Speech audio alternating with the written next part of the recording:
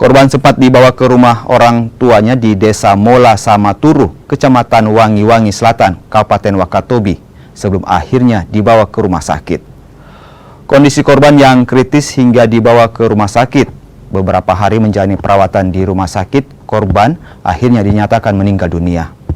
Tak terima, pihak keluarga lalu meminta kepolisian mengusut tuntas kasus perlakuan buruk yang dialami korban hingga meninggal dunia.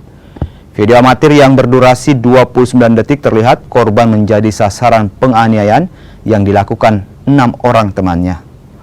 Polisi saat ini telah mengamankan 7 orang dari kasus persekusi tersebut. Bunga, kami minta keadilan seadil-adilnya. Bagaimanapun caranya kasus ini harus diselesaikan sama pihak yang berwajib maupun instansi terkait, instansi dari manapun. Mau itu instansi Komnas Anak, Perlindungan Anak, kami tidak mau dibikin semena-mena seperti ini. Karena kami dari mula sudah sekian lama, sekian kasus tidak pernah diselesaikan secara tuntas. Jadi kami minta keadilan. Seandainya ini tidak selesai, berarti memang kalian ada bermain di belakang layar.